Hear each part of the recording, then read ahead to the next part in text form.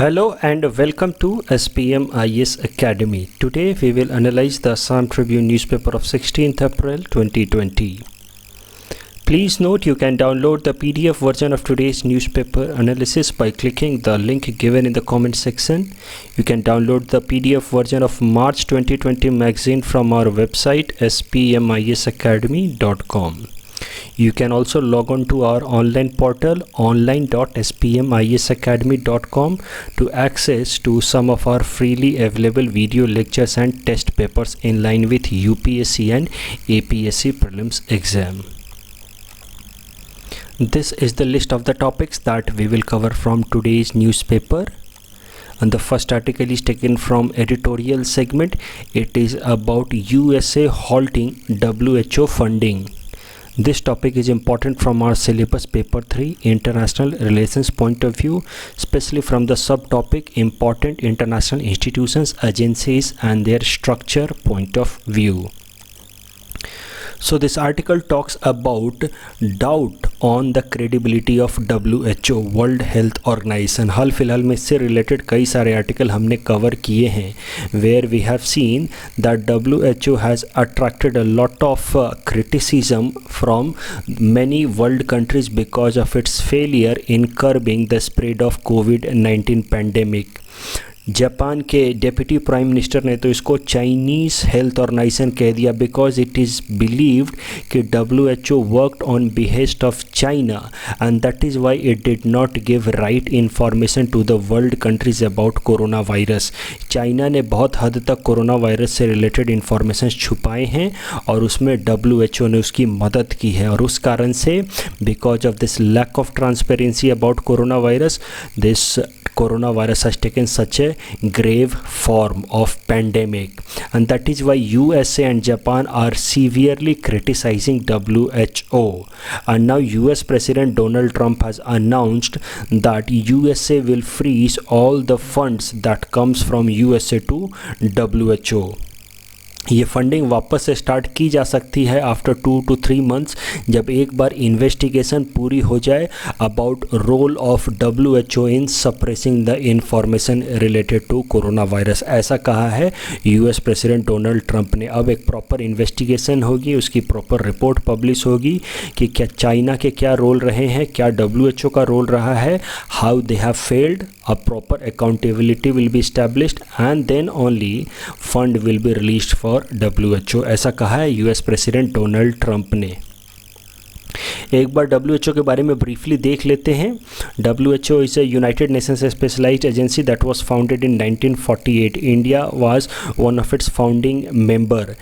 Its headquarter is in Geneva, Switzerland. इसके कुछ important functions हैं like it provides technical support to the countries in monitoring and assessing health trend. तो दुनिया भर में कोई भी पैंडेमिक हो, कोई भी इन्फेक्शन हो, कोई नई डिजीज़ निकल के आए तो WHO ग्लोबल लेवल पे कोऑर्डिनेशन कोऑपरेशन सेटअप करने की कोशिश करता है in order to curb that epidemic.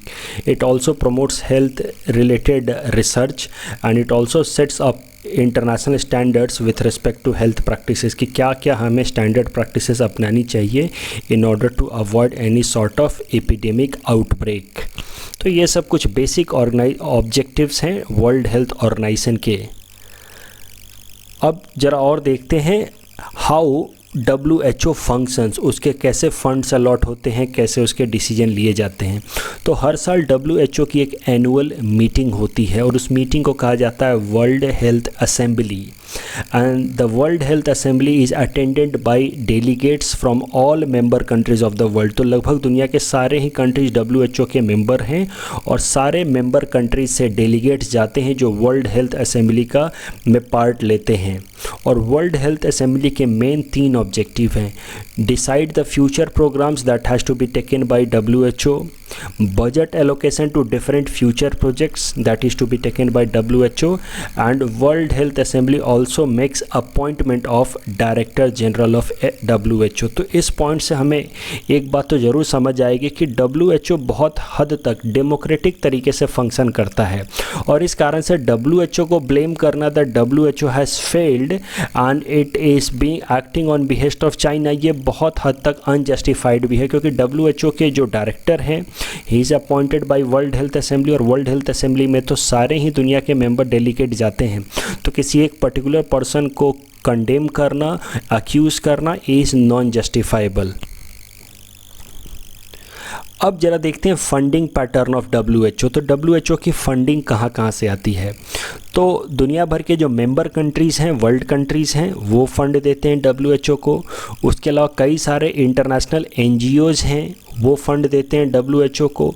बहुत सारे फिलियंथ्रोपिक इंडिविजुअल्स या ऑर्गेनाइजेशंस हैं जो WHO को फंड देते हैं, जैसे bill and Melinda Gates foundation, ये एक तरह का फिलियंथ्रोपिक ऑर्गेनाइजेशन है जो WHO को फंड देता है। बहुत सारे इंटरनेशनल NGOs हैं जो हेल्थ फील्ड में लगे हुए हैं, वो WHO को फंडिंग देते हैं। तो इन तरीके से WHO को फंडिंग मिलती है। अगर सेग्रीगेट करके देखें तो लगभग 15%, टू बी वेरी प्रिसाइज अगर देखा जाए तो 14.7% of overall fund of WHO comes from United states of America. उसके अलावा गेट्स, जो मैंने आपको नाम बताया था, bill and Melinda Gates foundation, उससे आता है लगभग 9.7%। इस तरह से अलग अलग कंट्रीज़, अलग अलग इंस्टीट्यूशंस WHO को फंड देते हैं।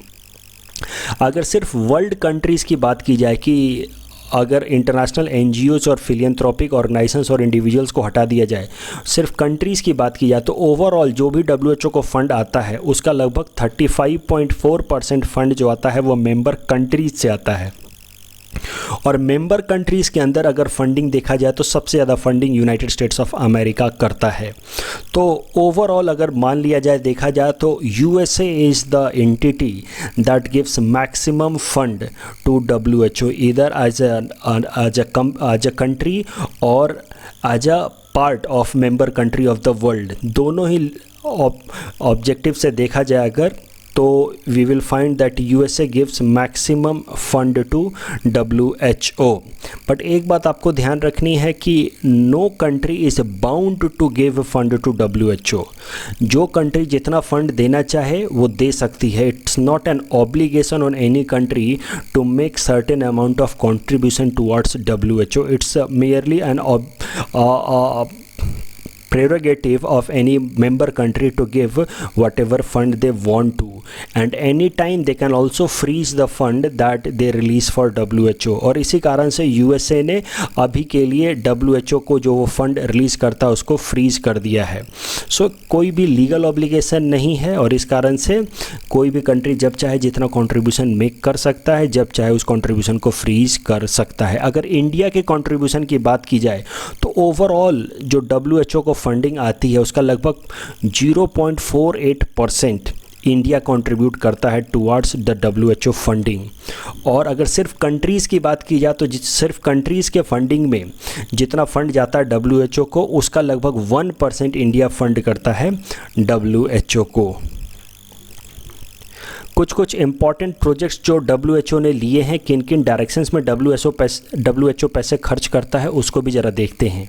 सो जो इम्पॉर्टेंट डिजीजेज हैं जिस पे सबसे ज़्यादा WHO फोकस करता है वो कुछ ये हैं, जैसे कि it focuses mainly on polio eradication, then it focuses on nutrition services, vaccine, on preventable diseases, management and administration of WHO। सारी चीज़ें याद रखने की ज़रूरत नहीं है, लेकिन WHO इस साल इतना न्यूज़ में है तो हो सकता है कि वो ये पूछ ले कि कौन से हेल्थ ऑब्जेक्टिव के लिए सबसे ज़्यादा WHO पैसे खर्च करता है। The answer will be polio eradication. तो कम से कम ये याद रखो, पोलियो इरेडिकेशन। उसके अलावा कंट्री वाइज या कॉन्टिनेंट वाइज WHO किस किस कॉन्टिनेंट पे कितने पैसे खर्च करता है वो भी ज़रा देखते हैं। तो ओवरऑल अमेरिका, नॉर्थ और साउथ अमेरिका मिला के वो अपने पूरे एक्सपेंडिचर का सिर्फ 1.2% खर्च करता है।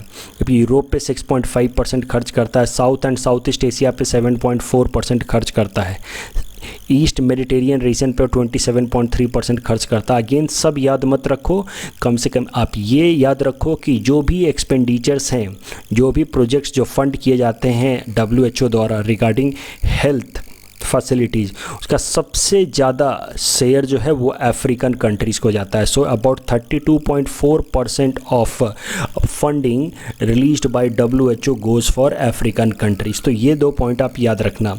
Most of the fund goes to African countries and most of the fund goes in direction of eradication of polio. अगर इंडिया की बात की जाए So how India has been interacting with WHO? So as I have already told you that India was founding member of WHO way back in 1948 itself, and WHO has helped India in tackling many health issues like immunization program, tackling TB, neglected disease like leprosy, Kala Azar.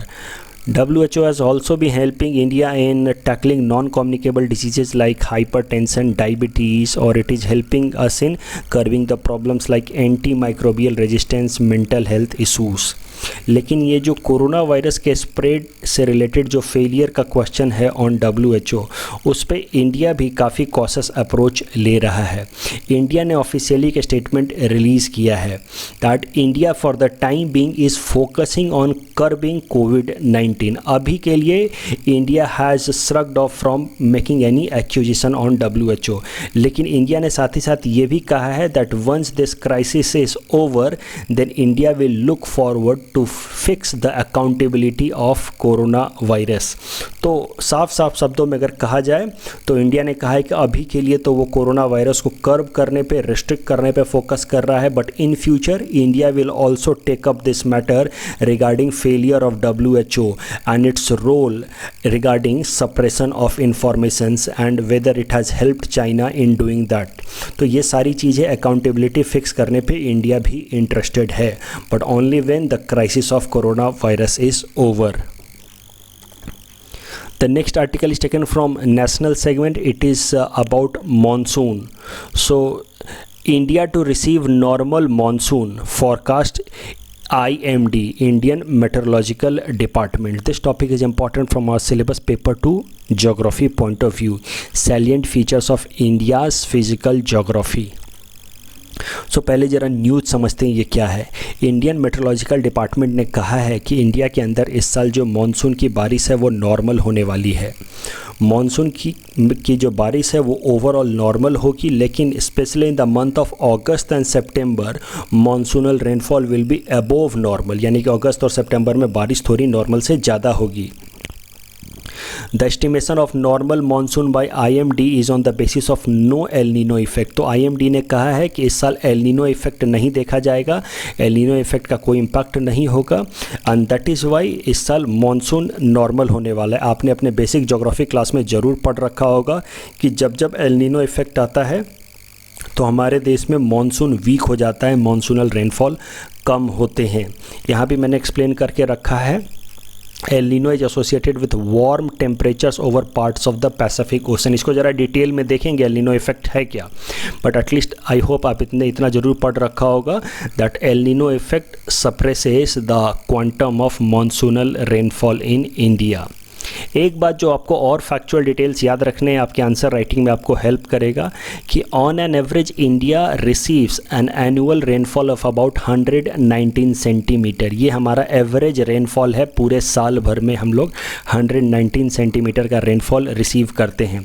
Out of this 119 centimetre rainfall annually 75% of it falls in the months of monsoon itself, यानी कि पूरे साल भर में हमारे यहाँ 119 centimetre 119 centimetre की rainfall होती है. उसका 75% rainfall that is about 88 centimetre rainfall happens just in the monsoonal month from June to September. अब जरा ये भी देख लेते हैं technical definition of normal monsoon.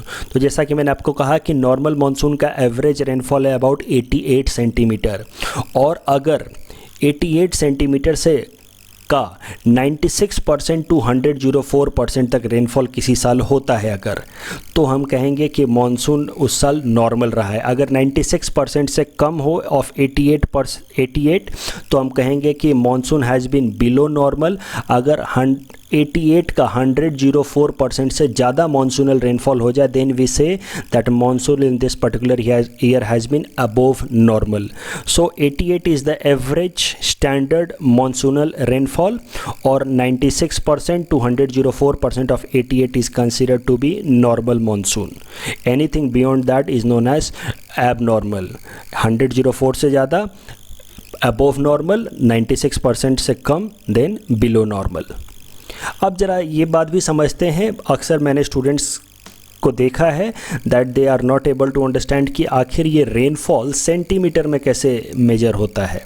So let us understand the meaning of rainfall in centimetre. So I will try to explain it with help of example only. When I say that annual average rainfall of India is 119 centimeter, इसका सरल शब्द में मतलब ये है कि India के अंदर जितनी बारिश हुई है पूरे साल भर में जितनी बारिश हुई है, अगर उसको अलाउ किया जाए कि पूरे इंडिया के एरिया पे स्प्रेड होने के लिए, तो जो हाइट होगी उस रेनफॉल की वो हाइट होगी अबाउट 119 सेंटीमीटर. तो ये एक तरीका है विजुअलाइज करने का. आप इस तरह से मान के चलो इंडिया की जो भी 3.28 मिलियन स्क्वायर किलोमीटर जो एरिया, अगर जितनी हमारे यहाँ पे बारिश हुई है पूरे साल भर में अलग अलग जोन पे, अगर उसको हमने स्प्रेड कर दिया अपने पूरे कंट्री के एरिया पे, तो उसकी जो हाइट होगी रेनफॉल की वो होगी 119 सेंटीमीटर. अब ये तो हम सोच सकते हैं बस, लेकिन ये तो पॉसिबल है नहीं कि हम जितनी भी बारिश हो उसके पूरे अपने कंट्री के सारे एरिया पे स्प्रेड करके और हाइट मेजर करें. तो मेजर करने के लिए इस तरह के इक्विपमेंट्स या apparatus यूज़ करता है इंडियन मेट्रोलॉजिकल डिपार्टमेंट.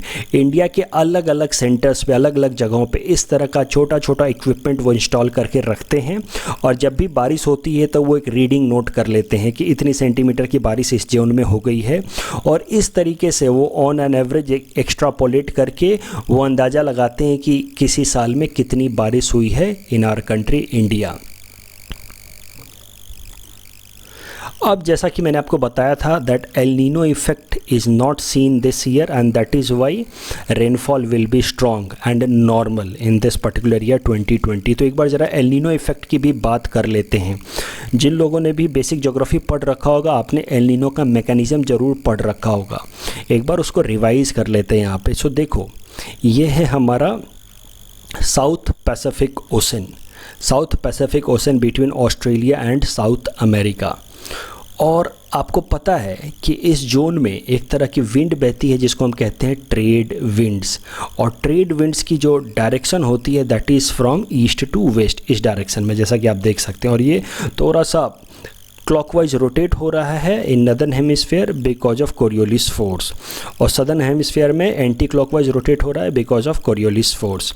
तो ये इस तरह की ट्रेड विंड्स बहते रहती हैं, और ये ट्रेड विंड्स के कारण होता क्या है कि अपर लेयर की जो वाटर है of the ocean, it gets collected in the east coast of Australia. तो यहाँ पे वार्म वाटर, क्योंकि upper layer of water warm है, so warm water get collected on the east coast of Australia, और यहाँ पे बन जाता है downwelling zone. Warm water get collected, जबकि यहाँ से वाटर लगातार रिमूव हो रहा है, तो यहाँ पे on the coast of Peru in South America यहाँ पे बन जाता है अप वेलिंग जोन. और अप वेलिंग जोन आपको पता है कि कोल्ड जोन होता है, ठंडा जोन होता है. सो यहाँ पे बन गया warm zone because of collection of water, hot water या warm water, and becomes a downwelling zone and upwelling zone. और इस कारण से जहाँ पे भी वार्म वाटर होगा वहाँ पे रिलेटिवली लो प्रेशर होगा, और जब लो प्रेशर होगा then there you will experience convectional wind, rising wind in the vertical direction. और जहाँ पे भी विंड राइज करेगी वहाँ पे क्लाउड्स फॉर्मेशन भी जरूर होंगे. ये सारे रिविजन उनके लिए ही हैं जिन्होंने ये बेसिक एटमॉस्फेयर के कॉन्सेप्ट, क्लाइमेटोलॉजी के कॉन्सेप्ट पढ़ रखे हैं कि अगर लो प्रेशर होगा then we will have convectional wind, and convectional wind will lead to cloudy sky. और जहाँ पे हाई प्रेशर होगा, कूल वाटर होगा, वहाँ पे हाई प्रेशर और वहाँ पे सबसाइडिंग विंड होगा. तो वहाँ पे विंड इस तरह से सबसाइड करेगी, जहाँ पे लो प्रेशर है वहाँ पे विंड राइज करेगी, जहाँ पे विंड सबसाइड करती है वहाँ होता है क्लियर स्काई. और इस तरह का एक साइकिल बन जाता है on this between this East Australian coast and Peru coast of South America. तो एक इस तरह की साइकिल बन जाती है जिसको हम कहते हैं वॉकर साइकिल. अब एक बात को ज़रा ध्यान से समझना, एक तरह का ऑब्जर्वेशन है कि ये जो ट्रेड विंड्स हैं ये साइकिल में मूव करते हैं. ये 4, 5, 6, 7, 8 सालों तक इनकी स्पीड बहुत फास्ट रहती है, धीरे धीरे इनकी स्पीड कम होने लगती है, और एक टाइम ऐसा आता है जब वो बहुत कमज़ोर हो जाते हैं. तो जब उनकी स्पीड बहुत फास्ट होगी तो नेचुरली इस ईस्ट ऑस्ट्रेलियन कोस्ट पे बहुत वार्म वाटर कलेक्ट होगा, जबकि पेरू कोस्ट पे कोल्ड वाटर कलेक्ट होगा, और ये वॉकर साइकिल बहुत स्ट्रॉन्ग बनेगा. यहाँ पे मैंने स्ट्रॉन्ग वॉकर साइकिल रिप्रेजेंट किया है. Strong Walker cycle is possible only when the trade winds are very strong.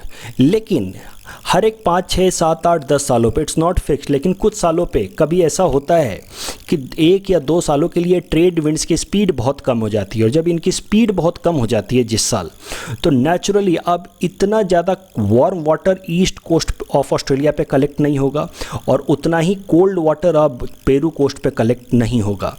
तो अब जो ये बेल्ट है या ये वॉकर सेल है, ये धीरे धीरे ब्रेक हो जाता है, क्योंकि अब ना यहाँ पे ऑस्ट्रेलियन कोस्ट पे लो प्रेशर रहा, ना पेरू कोस्ट पे हाई प्रेशर रहा, and that is why this Walker cell starts breaking.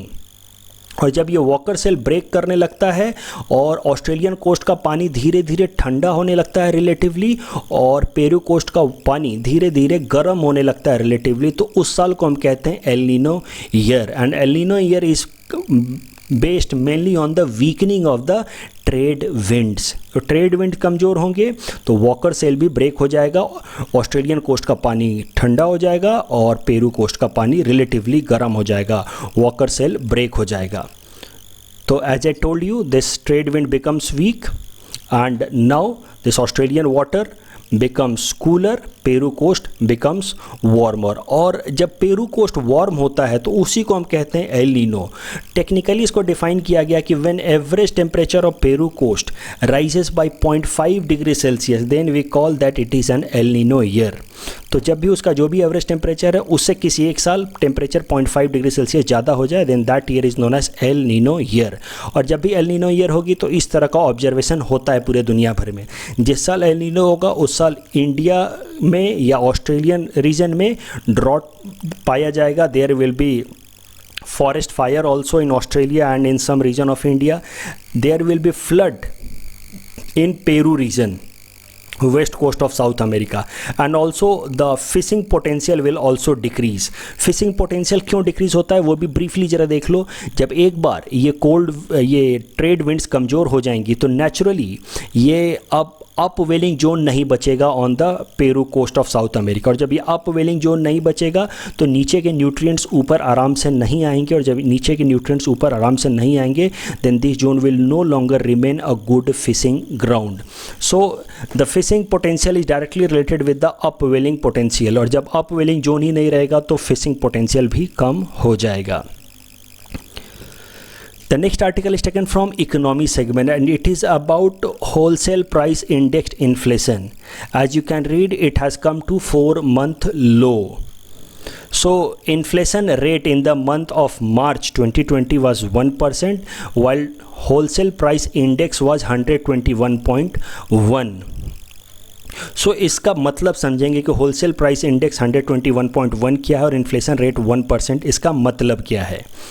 So this topic, as I told you, is important from our syllabus paper 4 Indian economy point of view. As I told you, the news is that wholesale price indexed inflation has come down to 1% in March 2020, and this decline has been witnessed mainly because of COVID outbreak.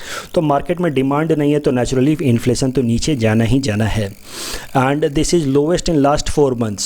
In November 2019, wholesale price indexed inflation was as low as 0.58%.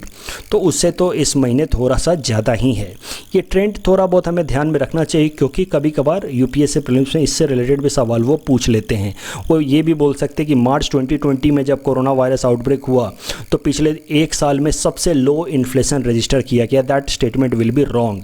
इससे कम inflation register किया गया था in the month of November 2019, that was only 0.58%। अब एक बार ज़रा समझते हैं कि इन्फ्लेशन कैसे कैलकुलेट होता है। उसके पहले ब्रीफली एक बार डेफिनेशन देख लेते हैं इन्फ्लेशन का। It is increase in the general price level and falling in the purchasing power of money. देखो, किसी एक या दो प्रोडक्ट का प्राइस बढ़ने को हम नहीं बोलते हैं कि इन्फ्लेशन आ गया। मैंगो का प्राइस बढ़ जाए या मिल्क का प्राइस बढ़ जाए, then we don't call it inflation. जब general price level on an average हर एक चीज़ की प्राइस बढ़ जाए मार्केट में तो हम कहते हैं इन्फ्लेशन आ गया। और अगर किसी ऑब्जेक्ट्स की प्राइस बढ़ गई मार्केट में, मतलब परचेजिंग पावर ऑफ मनी कम हो गया। 100 रुपये में जितना सामान हम पहले खरीद सकते थे अब उतना नहीं खरीद सकते क्योंकि चीज़ों की दाम बढ़ गई है। So inflation is either increase in the price level और decrease in the purchasing power of money is inflation. अब इन्फ्लेशन अलग अलग लेवल पे होता है। अलग अलग लेवल पे इन्फ्लेशन को समझने के लिए हमें सप्लाई चेन समझना होगा। सप्लाई चेन कैसे कोई भी चीज़ हमारे तक पहुंचती है, we are consumers of course, तो उसका कोई ना कोई एक प्रोड्यूसर होगा। फॉर एग्जांपल मान लो कोई एक फूड प्रोड्यूसी है, तो उसका जो फार्मर है वो उसका प्रोड्यूसर है, और इस तरह का होलसेल मार्केट है। इस फार्मर ने मान लो ऑनियन उगाया, फिर वो होलसेल मार्केट में जाएगा, फिर वो रिटेलर के पास आएगा, और फिर वो हमारे पास आता है। तो दिस इज़ सप्लाई चेन। इस तरह के अलग अलग प्रोडक्ट्स होते हैं, चाहे जो भी हम खरीदते हैं वो अलग अलग लेवल से होते हुए हमारे पास पहुंचता है। और इन्फ्लेशन अलग अलग लेवल पे आ सकता है। प्रोड्यूसर के लेवल पे इन्फ्लेशन आ सकता है, फार्मर्स के लेवल पे इन्फ्लेशन आ सकता है। फॉर एग्जांपल अगर फर्टिलाइज़र का प्राइस बढ़ जाए तो प्रोड्यूसर लेवल पे इन्फ्लेशन आ जाएगा। होलसेलर लेवल पे इन्फ्लेशन बढ़ सकता है। मान लो स्टोरेज का कॉस्ट बढ़ जाए, कोल्ड स्टोरेज फैसिलिटी का कॉस्ट बढ़ जाए, ट्रांसपोर्टेशन का कॉस्ट बढ़ जाए, तो हम कहेंगे कि होलसेलर लेवल पे इन्फ्लेशन आ गया। रिटेलर लेवल पे भी इन्फ्लेशन आ सकता है। जो रिटेल लेवल पे लोग चीज़ों को ला करके सप्लाई करते हैं, आपने देखा होगा छोटे छोटे ट्रक्स में लोग ला करके ऐसे रिटेल लेवल पे सप्लाई करते हैं। मान लो उन्होंने अपना प्राइस बढ़ा दिया, पेट्रोल या डीजल का प्राइस बढ़ गया, तो कंज्यूमर लेवल पे भी इन्फ्लेशन बढ़ सकता है। तो अलग अलग लेवल पे इन्फ्लेशन बढ़ सकता है। There can be inflation at wholesale price level, there can be inflation at producer price level, there can be inflation at consumer price level. एक बात आपको ध्यान रखने की, इंडिया में हम लोग बस होलसेल प्राइस लेवल पे इन्फ्लेशन और कंज्यूमर प्राइस लेवल पे इन्फ्लेशन मेजर करते हैं। We do not measure inflation generally at producer price level. अब जरा होलसेल प्राइस इन्फ्लेशन की बात करते हैं। So wholesale price indexed inflation is computed by Office of Economic Advisor of Ministry of Commerce and Industry and it is released monthly basis। यानी कि मार्च महीने में भी रिलीज़ हुआ, उसके पहले फरवरी का रिलीज़ हुआ था, उसके पहले वो जनवरी का रिलीज़ हुआ था। तो हर month inflation WPI based inflation release होता है। And the base year for WPI based inflation is 2011-12। Items taken under WPI wholesale price index के अंदर टोटल जो आइटम्स लिए जाते हैं दे आर 697, लेकिन वो 697 आइटम्स मेनली 3 टाइप में डिवाइड किए गए हैं। Manufactured items are of 564 items को मैन्युफैक्चर्ड कैटेगरी में डाला गया है, 16 आइटम्स को फ्यूल एंड पावर में डाला गया है, और 117 आइटम्स को प्राइमरी आर्टिकल्स में डाला गया है। अगर इनका भी ब्रेकेज देखा जाए तो प्राइमरी आर्टिकल्स के अंदर भी 2 सब कैटेगरी है, food and non food. Food के अंदर आ जाता है cereals, paddy, wheat, pulses, vegetables. Non food के अंदर आ जाएगा मिनरल्स, क्रूड, पेट्रोलियम। तो ये सब आ जाएंगे हमारे प्राइमरी आइटम्स के अंदर। उसके अलावा फ्यूल एंड पावर के अंदर आ जाएगा पेट्रोल, डीजल, LPG, केरोसिन, ये सब आ जाएंगे। इस तरह के टोटल 16 आइटम्स हैं जो फ्यूल एंड पावर के अंदर है। फिर है मैन्युफैक्चर्ड गुड्स में टोटल 564 आइटम्स हैं, जैसे कि textile, apparels, paper, chemicals, plastic, cement. Manufactured goods के अंदर कुछ फूड मटेरियल्स भी आते हैं, जैसे शुगर, टोबैको, वेजिटेबल्स। तो कुछ एक इस तरह के वेजिटेबल्स का जो प्रोसेस्ड आइटम होता है वो मैन्युफैक्चर्ड में भी आएगा। तो इस तरह के टोटल 697 आइटम्स के प्राइस को मॉनिटर करता है office of economic advisor at wholesale level. और जब उसकी प्राइस बढ़ती है तो माना जाता है कि होलसेल प्राइस इंडेक्स्ड इन्फ्लेशन बढ़ गया है। एक चीज़ आपको ध्यान रखना है कि ये तीनों जो अलग अलग कैटेगरीज हैं, इन सारे कैटेगरीज के लिए अलग अलग वेटेज लिया है ऑफिस ऑफ इकोनॉमिक एडवाइजर ने for the purpose of calculating inflation. तो मैन्युफैक्चर्ड प्रोडक्ट्स के लिए वेटेज लिया है 64.97%, जबकि फ्यूल एंड पावर के लिए वेटेज लिया है 14.9 और प्राइमरी आइटम्स के लिए वेटेज लिया है 20.12। वेटेज का मतलब कि इन सारी चीज़ों के प्राइस में अंतर होने से कितना ज़्यादा इम्पैक्ट पड़ता है लोगों को, उसके बेसिस पे हर एक अलग अलग सेगमेंट का अलग अलग वेटेज असाइन किया गया है। इस वेटेज का आगे कैसे इस्तेमाल किया जाएगा इन कैलकुलेशन ऑफ इन्फ्लेशन वो भी देखेंगे। So let us understand how WPI based inflation is calculated। इसको भी एग्जाम्पल की मदद से समझते हैं। When we say that inflation in the month of March 2020 is 1%, let us understand the meaning of this itself। ये जो न्यूज़ है कि inflation in the month of March 2020 was 1%, इसका मतलब समझते हैं। So इसका मतलब है that the wholesale price index of March 2020 is 1% more than wholesale price index of March 2019। तो होलसेल प्राइस इंडेक्स कैसे कैलकुलेट होता है वो भी ज़रा देखते हैं। देखो, जैसा कि मैंने आपको बताया टोटल 697 आइटम्स है, उसमें से 564 आइटम जो है मैन्युफैक्चर्ड टाइप्स के हैं। तो पहले वो सारे मैन्युफैक्चर्ड टाइप्स के आइटम्स का प्राइस लिया जाएगा, अपैरल्स का, टेक्सटाइल्स का, एल्युमिनियम का, सबका प्राइस लिया जाएगा। Price of manufacture item number 1 plus price of manufacture item number 2 plus price of manufacture item number 3, ऐसे करके price of manufactured item number 564, जितने आइटम्स है सबका प्राइस लिया गया और उसको मल्टीप्लाई कर दिया गया with its weightage, that is 64.97 plus price of fuel and power. इसमें टोटल 16 आइटम थे, तो price of fuel and power item number 1 मान लो पेट्रोल का होगा, price of fuel and power item number 2, ऐसे करके सारे 16 आइटम्स का प्राइस जोड़ा गया और उसको उसके वेटेज से मल्टीप्लाई कर दिया गया। फिर price of primary article number 1 plus price of primary article number 2 करके जितने उसके प्राइमरी आर्टिकल है 117 टाइप, सबका प्राइस जोड़ा गया और उसके वेटेज से मल्टीप्लाई कर दिया गया और फिर इसको 100 से डिवाइड कर दिया गया, क्योंकि जितने वेटेज हैं 64, 14 और 20 को जोड़ करके 100 आता है, तो 100 से हमने फाइनली डिवाइड भी कर दिया। तो इस तरीके से होलसेल प्राइस इंडेक्स कैलकुलेट होता है। अब जरा समझो इसका मतलब क्या है।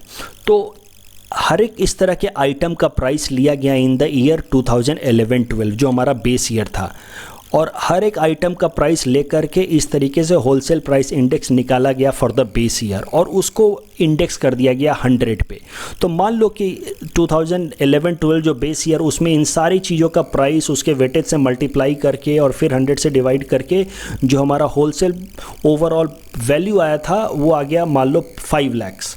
तो उस 5 लाख को हमने 100 इंडेक्स कर दिया, तो इस तरीके से उसको हमने मान लिया 100।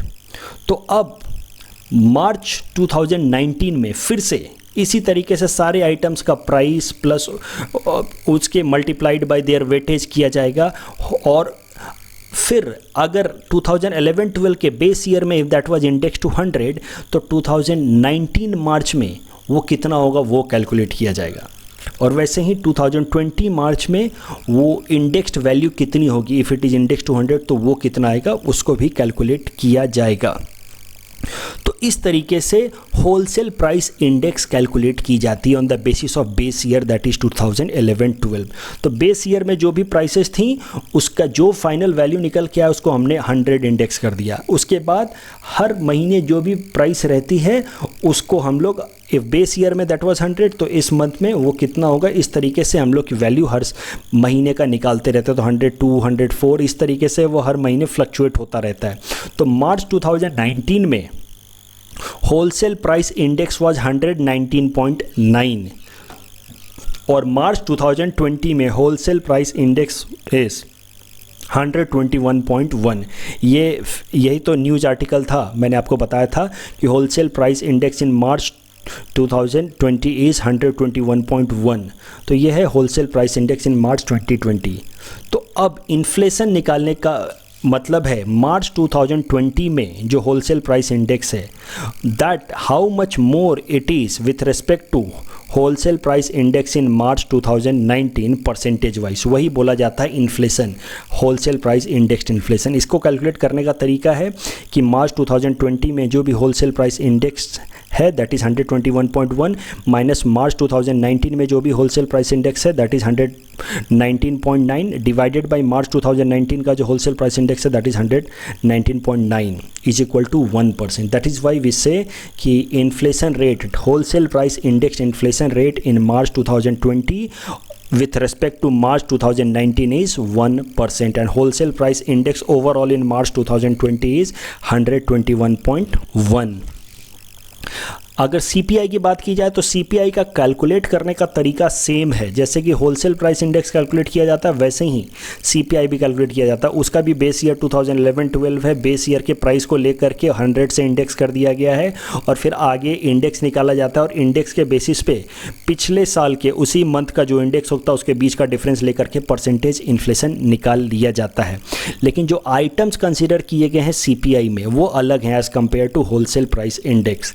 तो CPI के जो आइटम्स हैं वो मेनली 5 टाइप के हैं। होलसेल प्राइस इंडेक्स के आइटम्स 3 टाइप के थे, ये 5 टाइप के हैं। इसमें सबसे पहला टाइप है फूड एंड बिवरेजेज जिसका वेटेज है 54%, फिर है पान टोबैको इंटॉक्सिकेंट जिसका वेटेज है 3.26%, फिर है क्लोथिंग एंड फुटवेयर जिसका वेटेज है 7.36%, फ्यूल एंड लाइट जिसका वेटेज है 7.94, फिर miscellaneous items like education transportation इसका वेटेज है 27.26%। ओवरऑल CPI और WPI के बीच में डिफरेंस हमने यह इस टेबल में रिप्रेजेंट किया हुआ है, आप इसको देख सकते हैं। डेफिनेशन तो मैं ऑलरेडी बता ही चुका हूँ। WPI मतलब होलसेल लेवल पे प्राइस इंक्रीज होना, CPI मतलब रिटेल लेवल पे प्राइस इंक्रीज होना। WPI is published by office of economic advisor under ministry of commerce and industry, जबकि CPI is published by central statistics office under ministry of statics and program implementation. WPI considers goods only, इसमें सिर्फ goods लिया जाता है, जबकि CPI includes goods and services both. WPI is the first stage of transaction, CPI is the final stage of transaction. मैंने आपको बताया कि अलग अलग स्टेजेस से होकर के निकलता है WPI, CPI तो फाइनल स्टेज है, उसके बाद तो रिटेलर्स उसको खरीद लेते हैं, हमारे जैसे consumers.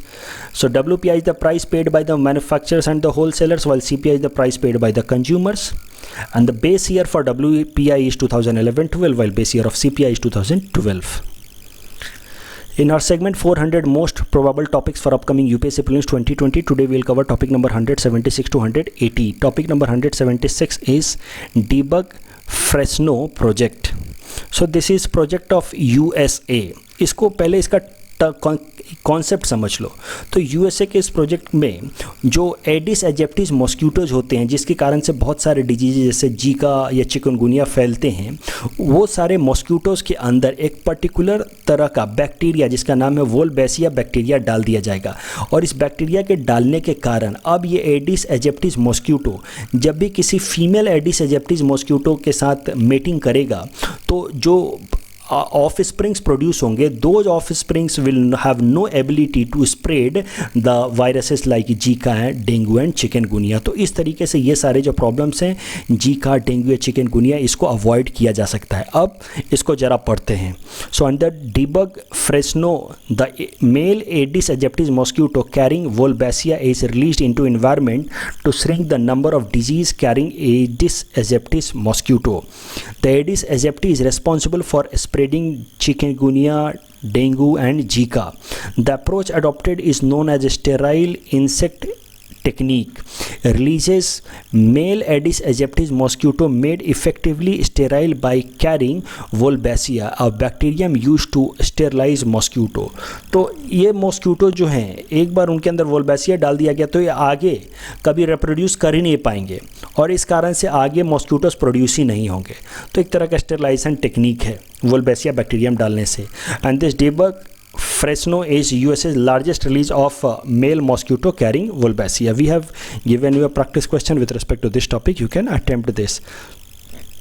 Topic number 177 is about black soft shell turtle.